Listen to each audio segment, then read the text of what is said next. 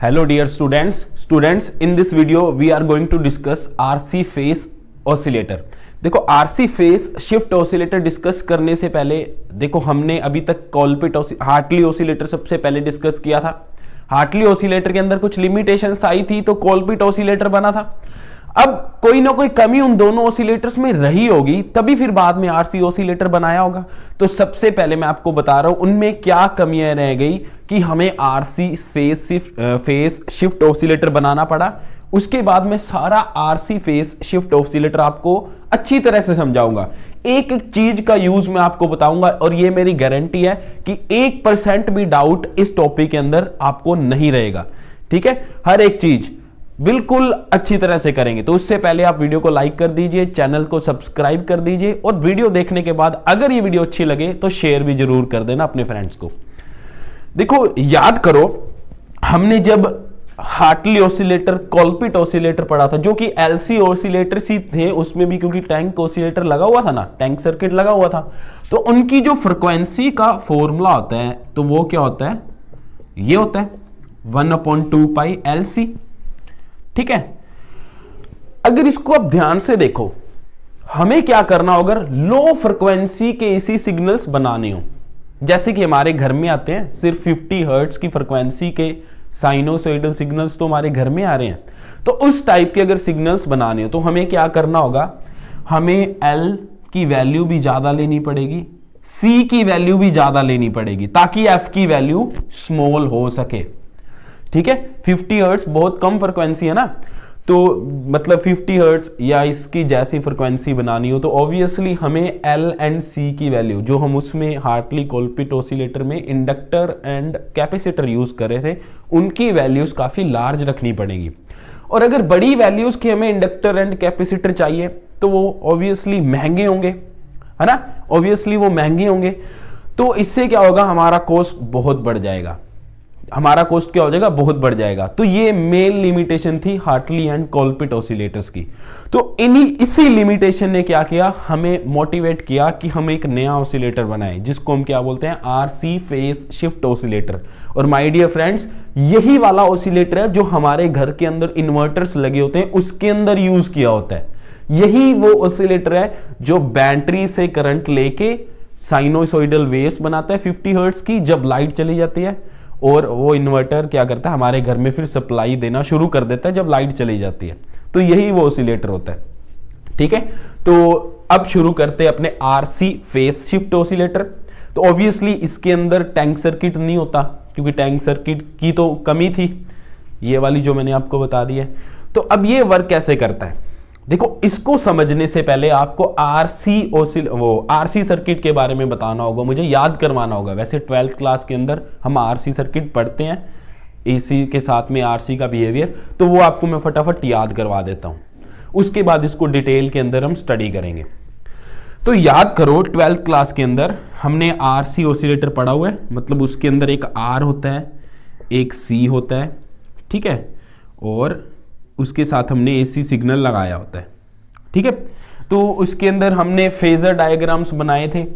आपको ये पता है कि आर के अंदर current end voltage same phase के अंदर चलते हैं, एंड कैपेसिटर के अंदर क्या होता है, जो वोल्टेज होती है वो करंट से π/2 एंगल पीछे रहती है, या ये बोल सकते हैं कि करंट वोल्टेज से π/2 एंगल आगे रहता है। तो उसका जब अपने फेजर डायग्राम बनाते हैं तो कुछ ऐसे बनाते हैं। सपोज करंट इस डायरेक्शन में है तो वोल्टेज अक्रॉस रेसिस्टर वो भी इस डायरेक्शन में होगी। तो अपने को पता है कि जो वोल्टेज अक्रॉस कैपेसिटर होगी वो करंट से π/2 एंगल पीछे होती है, तो कुछ इधर बनता है। ठीक है, ये होती है अपनी VC। अब VR एंड VC इन दोनों की जो रिजल्टेंट वोल्टेज आया करती थी वो कुछ इधर आया करती थी, है ना। और हम फिर ये क्या करते थे, ये वाला एंगल फाइंड कर लेते थे कि जो रिजल्टेंट वोल्टेज है वो करंट से कितना पीछे होगी। ठीक है, मतलब VR एंड VC का जो भी रिजल्टेंट वोल्टेज आएगी वो फेज में करंट से कितना पीछे होगी। और याद करो हम यहाँ पे क्या करते थे, फिर इसको पूरा ट्रायंगल बना के tan phi ले लिया करते थे। tan phi इक्वल्स टू, ठीक है, आपको पता है tan थीटा क्या होता है, परपेंडिकुलर अपॉन बेस। तो यहां पे हम क्या किया करते थे, वही वैल्यूज़ अपने यूज़ कर लिया करते थे। तो ये हो जाएगा अपना परपेंडिकुलर जिसकी वैल्यू होगी VC, ठीक है, और अपना क्या नाम परपेंडिकुलर अपॉन बेस, बेस की वैल्यू क्या है देखो, बेस ये वाला, तो इस पे VR है। इसके बाद हम इसको सॉल्व कर लिया करते थे। VC की वैल्यू को मैं क्या लिख सकता हूँ ओम्स लॉ से, IXC, और VR की वैल्यू को क्या लिख देता था, IR। अभी आपको इसकी इंपॉर्टेंस समझ आएगी कि मैं क्यों ऐसा कर रहा हूँ। इसके अंदर पूरा यूज होने वाला है, एक्चुअली आधे से ज्यादा काम यही अपना करके देने वाला है इस ऑसिलेटर के अंदर। देखते जाओ, I से I कैंसिल हो जाएगा। फिर उसके बाद हम क्या करते हैं, XC की वैल्यू यहाँ पे पुट कर देते हैं, ठीक है। XC क्या होता है, कैपेसिटिव इंडक्टेंस, उसकी वैल्यू हम यहाँ पे पुट कर देते हैं। XC की वैल्यू होती है 1/ωc, वो रख दी, और यहाँ पे R एज इट इज है। तो इससे हम क्या कर सकते हैं, ये जो फेज है, फेज डिफरेंस जो ये प्रोड्यूस करेगा उसकी वैल्यू आ गई 1/ωc R, ठीक है। आपको याद आ गया होगा, 12th क्लास के अंदर आपने ये पढ़ा हुआ है। तो अब हमें क्या करना है, पहले अभी इसकी वर्किंग तो हमने नहीं पढ़ी, लेकिन मैं आपको बता दूं, ये जो हमारा RC फेस शिफ्ट ऑसिलेटर है, इसके अंदर हमने 3 RC सर्किट के सेगमेंट यूज कर रखे हैं। देखो RC, ये थोड़ा सा अलग क्यों, ये मैं बताऊंगा अभी। तो इसका यूज क्या होता है, हमें क्या करना होता है, देखो आपने हार्टली ऑसिलेटर भी पढ़ लिया, कोलपिट ऑसिलेटर भी पढ़ लिया, फीडबैक हमेशा पॉजिटिव करना होता है, ठीक है। तो ये हमारे फीडबैक सर्किट की तरह काम करेंगे। तो इन तीनों से हमें क्या करना है, टोटल 180 डिग्री का फेज डिफरेंस बनाना है, ताकि 180 डिग्री का फेज डिफरेंस ये बना दे। और आपको पता है जो अपना ट्रांजिस्टर होता है वो भी जब एज ए एम्पलीफायर यूज किया जाता है कॉमन एमीटर कॉन्फ़िगरेशन में, तो वो भी 180 डिग्री का फेज डिफरेंस बनाता है। तो 180 प्लस 180 360 डिग्री का फेज डिफरेंस बन जाता है, जिससे पॉजिटिव फीडबैक बन जाता है, ठीक है। अगर आपने मेरी हार्टली ऑसिलेटर, कोलपिट ऑसिलेटर वाली वीडियो देखी होगी तो आपको कोई डाउट नहीं रहा होगा, और वैसे भी मैंने सारी चीज बता दी है। इसलिए हम क्या करते हैं, यहां पे हम क्या करते हैं, RC के 3 सेगमेंट यूज करते हैं, और हम क्या करते हैं, R एंड C की ऐसी वैल्यूज चूज करते हैं कि फाई की वैल्यू 60 डिग्री ही आए। हम यहाँ पे R एंड C की ऐसी वैल्यू यूज करेंगे कि एक सेगमेंट 60 डिग्री का फेज डिफरेंस प्रोड्यूस करके दे, जिससे तीनों सेगमेंट टोटल 180 डिग्री का फेज डिफरेंस बना देंगे। तो इसलिए RC सर्किट पढ़ना हमें पहले जरूरी था। अब आपके मन में आएगा कि हमें तो 180 डिग्री का फेज डिफरेंस बनाना है, तो हम 2 कैपेसिटर ही यूज कर लेते, क्योंकि अकेला कैपेसिटर 90 डिग्री का फेज डिफरेंस बना सकता है। 12th क्लास में हमने ये पढ़ा हुआ है। हम हाँ बना सकता है, 2 कैपेसिटर लगा देंगे तो 180 डिग्री का फेज डिफरेंस ऑब्वियसली वो प्रोड्यूस कर देगा। तो आप बोलोगे फिर एक्स्ट्रा R लगाने की क्या जरूरत है। तो माय डियर फ्रेंड्स, इसलिए हमें एक्स्ट्रा R लगाने की जरूरत है क्योंकि हम बोल तो देते हैं कि हमने सिर्फ कैपेसिटर यूज किया है, लेकिन हर सर्किट में वायर्स तो होती है ना, और वायर्स का रेसिस्टेंस कम जरूर हो सकता है लेकिन जीरो कभी भी नहीं हो सकता। इसलिए अकेला प्योर कैपेसिटिव सर्किट इम्पॉसिबल है, ठीक है, कि हम बोल दें कि सर्किट के अंदर सिर्फ कैपेसिटर का इन्फ्लुएंस है, रेसिस्टर है ही नहीं, रेसिस्टेंस है ही नहीं, तो वो प्रैक्टिकली पॉसिबल नहीं है। तो pure capacitive circuit practically possible नहीं है। इसलिए फिर हम क्या करते हैं, RC फेज शिफ्ट ऑसिलेटर के अंदर RC के 3 सेगमेंट्स यूज करते हैं, और हर सेगमेंट 60 डिग्री का फेज डिफरेंस बनाता है, जिससे तीनों सेगमेंट 180 का फेज डिफरेंस बना देते हैं। चलो अब इसकी वर्किंग पढ़ते हैं। अब वर्किंग शुरू करने से पहले मैं आपको एक बात बता दूं, देखो सुनना, चलो पहले वर्किंग ही देखते हैं। देखो जैसे हम क्या करेंगे, यहां पे हम VCC अप्लाई करेंगे, -VCC जैसे ही अप्लाई करेंगे यहां से ऑन करेंगे तो ये अपना सर्किट एक्टिव हो जाएगा, ठीक है। यहां से क्या होगा, सिग्नल एम्पलीफाई होके यहां पहुंचेगा। अब आपके मन में एक डाउट आएगा कि ये सिग्नल यहां पे कैसे आएगा, वो मैं लास्ट में बताऊंगा। ये बिल्कुल कॉमन डाउट है और इसको कोई भी क्लियर नहीं करता, लेकिन मैं इस डाउट को ऐसे क्लियर करूंगा कि कभी आप भूलोगे ही नहीं। ये बैटरी ही यहाँ पे सिग्नल बना के देगी, साइनोसॉइडल सिग्नल बना के देगी। कैसे बना के देगी वो लास्ट में बताऊंगा, बिल्कुल आराम से, बहुत बढ़िया समझ आएगा। तो जैसे हम देखो सर्किट ऑन करेंगे, यहां से सिग्नल एम्पलीफाई होके यहां आउटपुट एम्पलीफाइड मिल जाएगा।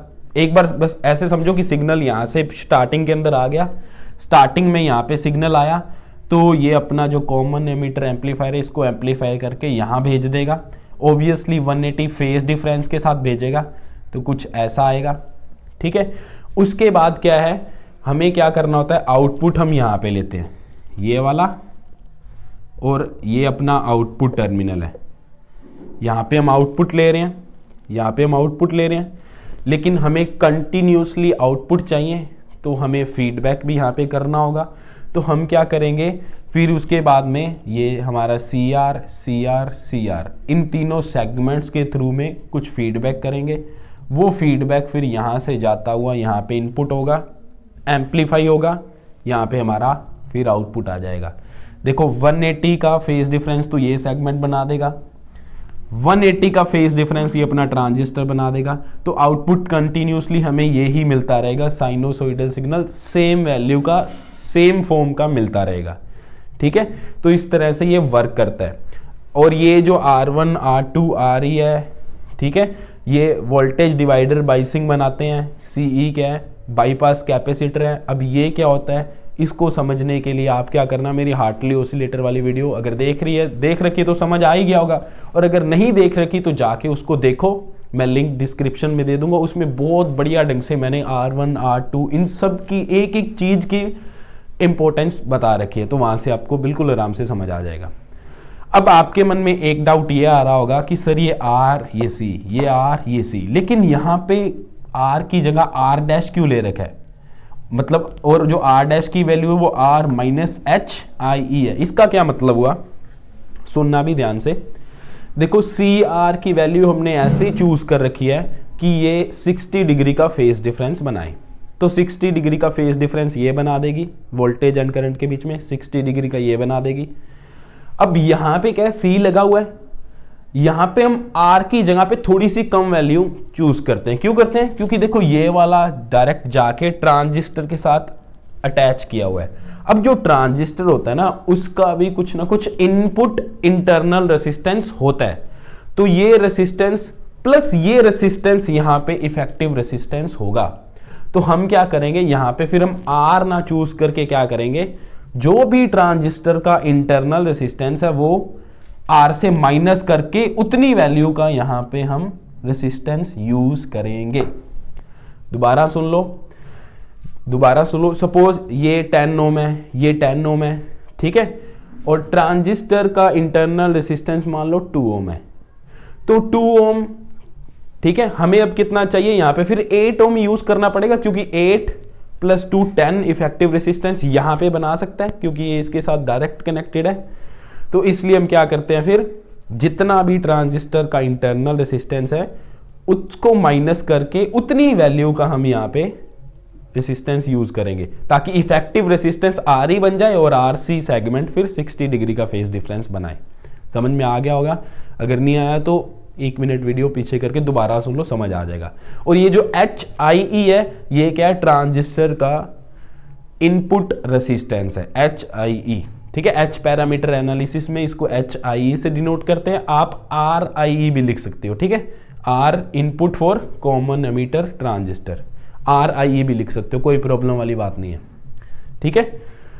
तो अब almost RC phase shift oscillator की वर्किंग हो गई है। एक डाउट आपके मन में आ रहा होगा, वो डाउट है कि सर स्टार्टिंग के अंदर ये जो इनपुट सिग्नल आपने बोला ये कहां से आया, ये क्या हमने बाहर से दिया? अरे नहीं, बाहर से कुछ नहीं देना, ये है ही अपना जब ऑसिलेटर का काम ही क्या होता है, DC को AC में कन्वर्ट करना। तो AC से AC बनाएगा तो वो ऑसिलेटर थोड़ी है, DC से ही क्या बनेगी, ये इनपुट सिग्नल बनेगा। ध्यान से सुनना कैसे बनेगा। देखो जैसे हम इस सर्किट को ऑन करेंगे तो इसमें करंट वगैरह चलने हो जाएंगे ना, इधर से IE करंट होगा, इधर से अपना IB होगा, इधर IC होगा। तो स्टार्टिंग के अंदर बिकॉज DC सप्लाई है तो वो DC करंट्स होंगे। लेकिन अगर आप ध्यान से देखो, कोई भी जो DC करंट होता है उसके अंदर नॉइस होती है। अब ये नॉइस क्या चीज होती है, सुनना। जैसे देखो अपने DC को कैसे रिप्रेजेंट करते हैं ग्राफ के ऊपर, वोल्टेज है चाहे करंट है विद रिस्पेक्ट टू टाइम। हम बोलते हैं डीसी वोल्टेज या डीसी करंट वो होता है जिसकी वैल्यू कंटिन्यूसली सेम रहती है, चेंज नहीं होती, ठीक है। लेकिन अगर इसको मैं क्या करूं, जूम करके देखूं, तो ये जो लाइन होएगी वो क्या होएगी, कुछ ऐसी होएगी। ऐसी क्यों होगी? देखो करंट का मतलब क्या होता है, सुना, थोड़ी सी गहरी बात है। करंट का मतलब होता है 1 सेकेंड के अंदर कितने इलेक्ट्रॉन्स फ्लो हो रहे हैं, वही करंट होता है। अब डीसी करंट क्या होता है, उसकी वैल्यू फिक्स होती है। अब फिक्स होने का मतलब ये थोड़ी है कि हर सेकेंड में बिल्कुल exactly same number of electrons flow हो रहे होंगे। मतलब ऐसा हो रहा होगा ना, जैसे पहले सेकेंड में 1000 इलेक्ट्रॉन चले गए, अगले सेकंड में 1001 इलेक्ट्रॉन्स चले गए, उससे अगले सेकंड में 999 इलेक्ट्रॉन्स चले गए। तो कुछ ऐसा हो सकता है, हल्के फुल्के फ्लक्चुएशंस तो रहेंगे ना। तो उसी को अपने क्या बोलते हैं, नॉइस बोलते हैं। उसी को हम क्या बोलते हैं, नॉइस बोलते हैं। तो जो ये डीसी होगी उसमें क्या होगा, अगर इसको जूम करके देखें तो हल्के फुल्के फ्लक्चुएशंस होंगे जिसको अपने नॉइस कहते हैं। तो स्टार्टिंग के अंदर क्या होगा, ये वाले नॉइस यहाँ पे इनपुट होएगी, नॉइस वाली डीसी इनपुट होएगी। अब ये क्या कर रहा है, एम्पलीफाई कर रहा है। सपोज इसका एम्पलीफिकेशन फैक्टर 100 है, तो ये क्या करेगा, सिग्नल को 100 टाइम्स करने की टेंडेंसी रखता है, तो नॉइस भी ऑब्वियसली 100 टाइम्स हो जाएगी। फिर उसका ये पॉजिटिव फीडबैक होकर यहाँ पे आएगा, फिर सिग्नल फिर 100 टाइम्स बढ़ जाएगा। ऐसे करता करता मतलब ये प्रोसेस बहुत फास्ट होगा। तो विद इन क्या होगा, फ्यू सेकेंड्स क्या हो जाएगा, सेकेंड भी नहीं, फ्यू नैनो सेकेंड्स में क्या हो जाएगा, हमारी एसी सिग्नल बिल्डअप हो जाएगी। तो यही नॉइस एम्पलीफाई होती होती होती होती क्या बन जाएगी, धीरे धीरे अपनी एसी सिग्नल, मतलब एसी बन जाएगा। एसी जिसको मैं स्टार्टिंग में बोल रहा था, एसी इनपुट दिया, तो वो एसी इनपुट कहाँ से आया, इसी डीसी से, और डीसी से भी कहाँ से आया, नॉइस से एम्पलीफाई हो गया है। अब आपके मन में एक और डाउट आ सकता है कि सर अगर ये लगातार एम्पलीफाई होता रहेगा होता रहेगा होता रहेगा तो वैल्यू तो लगातार बढ़ती जाएगी बढ़ती जाएगी बढ़ती जाएगी, तो सेम वैल्यू की एसी कैसे मिलती रहेगी हर टाइम? वैल्यू तो बढ़ती जानी चाहिए, बढ़ती जानी चाहिए, हर फीडबैक के बाद वैल्यू बढ़ती ही जानी चाहिए। तो फिक्स कैसे हो रही है? तो माय डियर फ्रेंड्स, ट्रांजिस्टर की एक प्रॉपर्टी होती है कि जो ट्रांजिस्टर होता है उसकी बाइसिंग हमने जिस बैटरी से कर रखी है, वो ट्रांजिस्टर उससे ज्यादा वोल्टेज की आउटपुट कभी भी नहीं दे सकता। क्या मतलब है इसका, एक एग्जांपल से समझते हैं। सपोज ट्रांजिस्टर है, उसकी बाइसिंग मैंने 100 वोल्ट की बैटरी से कर रखी है, और उस पे मैंने क्या, उसकी मान लो कि एम्पलीफिकेशन फैक्टर कितना है, 20 है। उस पे मैंने 2 वोल्ट का सिग्नल, अगर मैंने क्या किया, 2 वोल्ट का साइनोसॉइडल सिग्नल इनपुट किया, तो वो एम्पलीफाई करके इसको क्या दे देगा, 40 वोल्ट दे देगा। ठीक है, फिर नेक्स्ट क्या करेगा, नेक्स्ट जब आएगा 40 इंटू 20 क्या हो जाएगा, मतलब यही 40 फिर मान लो फीडबैक होगी यहीं पे आई, तो 40 इंटू 20 कितना हो जाएगा, 800 वोल्ट हो जाएगा। बट 800 वोल्ट हमें आउटपुट नहीं मिलेगी। उसके बाद क्या हो जाएगा, सैचुरेशन आ जाएगा, मैक्स टू मैक्स 100 वोल्ट ही आउटपुट दे सकता है। तो लगातार फिर क्या होगा, 100 वोल्ट की साइनोसॉइडल वेव ही हमें आउटपुट में मिलेगी। ठीक है, तो ये किसी भी एम्पलीफायर की, ट्रांजिस्टर की नहीं, किसी भी एम्पलीफायर की एक सैचुरेशन लिमिट होती है कि वो फिक्स वैल्यू तक ही एम्पलीफाई कर सकता है ना। अगर एम्पलीफाई करता रहता तो आप क्या करते, आप ऐसा करते कि माइक में आप बोल रहे हो, आपका साउंड एम्पलीफाई कर रहा है, उस एम्पलीफायर के आगे दूसरा माइक लगा देते, तो क्या जो नया स्पीकर होगा वो क्या और ज्यादा एम्पलीफाई कर देगा? ऐसे तो इतनी आवाज बना दोगे कि इस अर्थ पे आप बिल्डिंगें तोड़ दोगे। ऐसा नहीं हो सकता ना। कोई भी स्पीकर है, कोई भी एम्पलीफायर है, वो एक लिमिट तक ही क्या कर सकता है, एम्पलीफाई कर सकता है। तो जब ये एक लिमिट एक्सीड, अपना ये लिमिट अचीव हो जाएगी, उसके बाद अपना साइन वेव कांस्टेंट वैल्यू की बनती जाएगी, फीडबैक होते जाएंगे, काम बनता रहेगा। ठीक है, तो ये था अपना RC phase shift oscillator. I hope मैंने एक एक डाउट्स को लिया है। फिर भी अगर आपको डाउट हो तो कमेंट बॉक्स के अंदर लिख देना। नेक्स्ट वीडियो के अंदर अपने व्हीन ब्रिज ऑसिलेटर को डिस्कस करेंगे, लेकिन उससे पहले आपसे रिक्वेस्ट रहेगी कि प्लीज़ आप वीडियो को शेयर कीजिए, लाइक कीजिए, क्योंकि सब्सक्राइबर्स या व्यू नहीं मिलते ना तो फिर मोटिवेशन टूटता है। ठीक है, प्लीज़ तो शेयर करना वीडियो को। Thank you so much.